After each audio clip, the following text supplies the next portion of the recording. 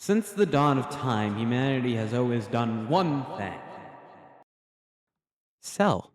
Whether it be the pottery you just made on a cold afternoon, or the moldy bread you found in your kitchen the other day, there has always been big deals with good promises. Promises can't always be trusted, though, which is why crowdfunding was created. Oh, brother, this guy stinks! So you could gamble your money away and pray that someone won't just run with it. Yeah, scams happen so often, you'd almost have better chances giving a homeless guy with a suit on money. A lot of the time, these products are just plain stupid.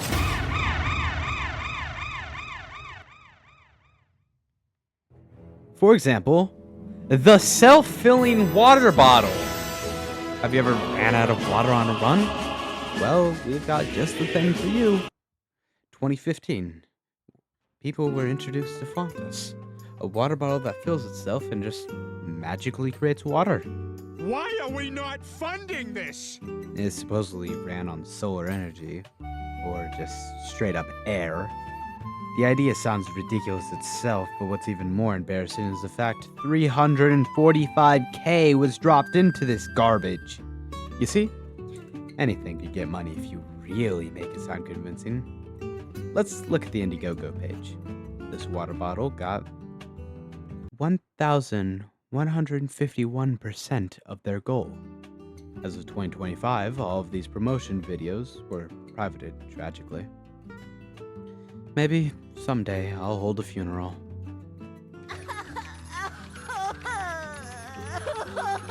This stock photo down here says, "Freedom to go wherever you want." Stop the cap! That means literally nothing. We are a small startup with a big vision.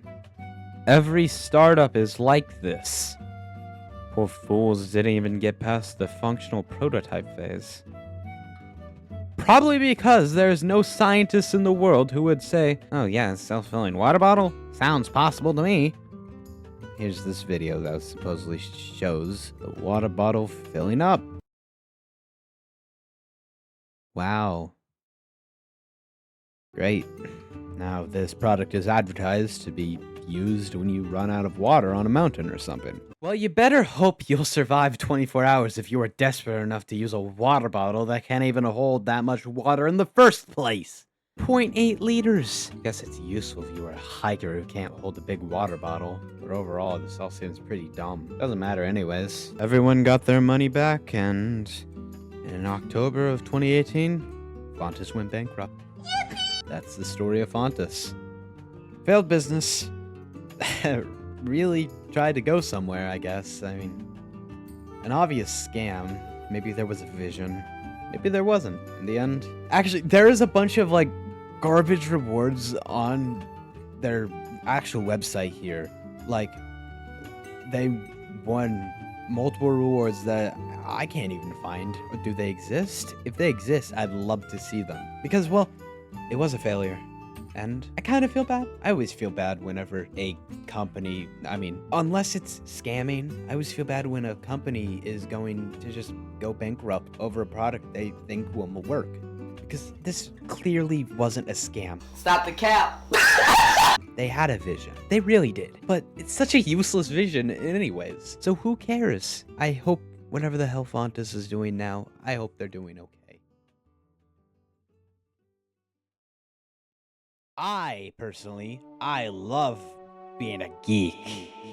Who doesn't love being a geek? Nerdy garbage is all the rage nowadays. And sadly, sometimes it causes problems. Kickstarter has its fair share of board games. We all know and love them. Some love them more than others. Some board games are simple. Some are complicated. Some of them are affected by the voices that come from the sun. Me Cadillaca, a Kickstarter board game. And honestly, the game itself isn't too interesting in this story. It's a space tabletop game, which is a cross between Risk and Magic the Gathering. Not sure how this game works, and I couldn't be bothered to. Reached its goal of 7,500 just fine without much issue, or overshooting it, like a certain water bottle. But who cares about this? The sun is talking, and it wants you. Back in 2011, this was a pretty typical board game fundraiser. People found it fun, and it might have been just another fundraiser if it wasn't for the fact. Let me read you a section that she wrote in 2023, her last report, before the entire project was canceled. The project started in 2012, by the way.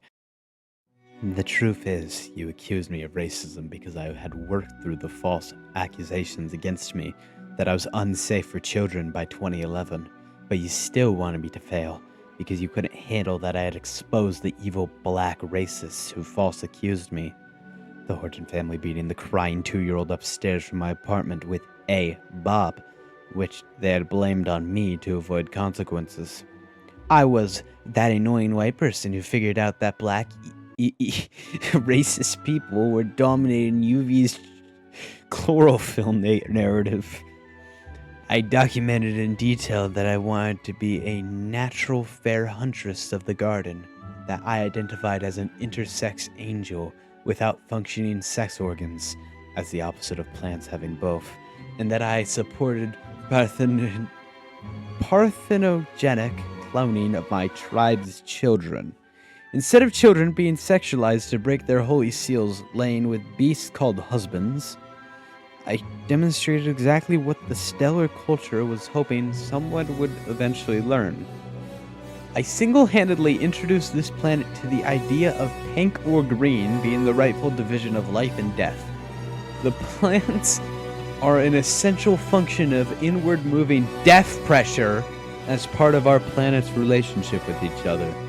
That the pink throne is supposed to be the position of free will, earned by hunting and eating their darkers who had been rightfully death pressured into a food source. There could only be one disease of full plant reclamation, and that the Ring Revolt is building enormous ceramic isocatrons. I'm not even... What? Like this planet to turn suns into fuel sources. And it got millions of views on the internet. I was the lady who made everyone racist. I exposed that black culture was using its influence over UV to attack anything on the planet that got too close to being a fair huntress, which was the ultimate goal of animal evolution in the stellar culture. There was no chance that Catalyca was going to be successful.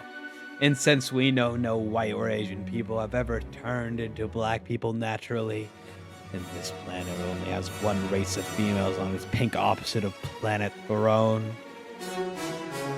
Sorry, plant.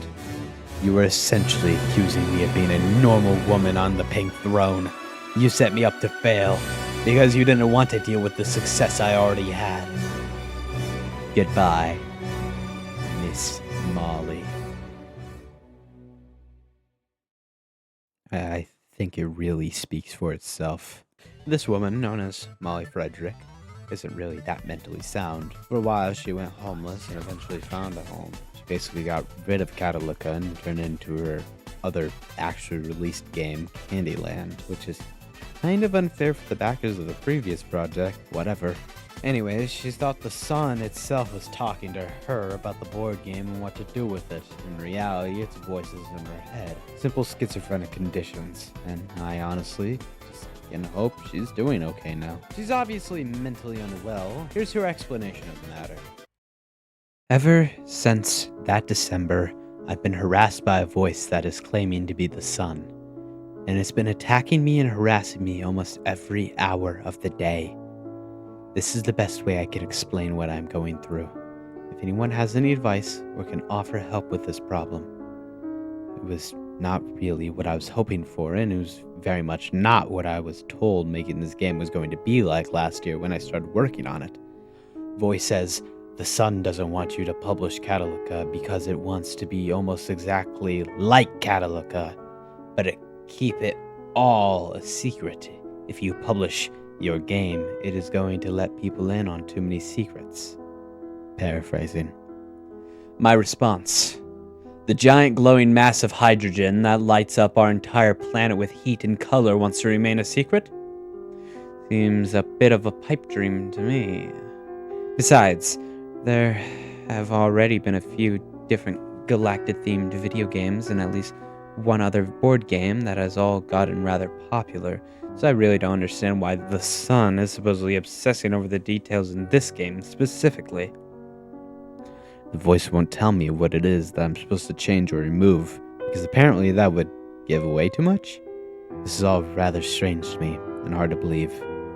We already demonstrated that the sun's long-term goals and survival are threatened by people who manipulate elements, and that the sun has nothing to lose by being honest and open. But the people who want to control it and the less educated people around them have their entire fortunes to lose if life on Earth came together in a healthy way along with the blessing of the sun. Apparently my design for the game was based on ideas that are too close to reality. People who have a lot of influence over life itself has been stomping on me and trying to keep me from finishing it. I hope you could understand why I've been hoping that production would have gone smoother, just get the game done, but this harassment has gotten so persistent I could barely even think anymore. I can only really hope she finds peace in her lifetime.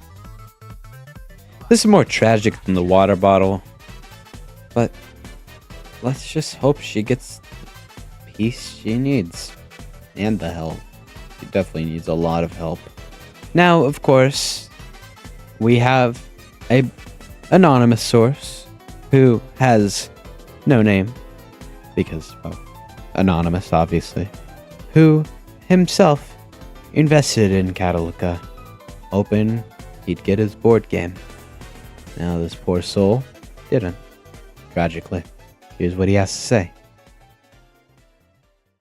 Hello, Mr. Anonymous. I have a question for you. Oh, I'll look at your questions again. Why do people scam? I think mainly it's attributed to the greed of our society. To be honest, a lot of people have misappropriated the American dream. And so because of that, a lot of people they're all focused on getting rich quick kind of stuff. And the easy way of doing that is scamming people. Correct? So, have you ever been scammed before? I have actually.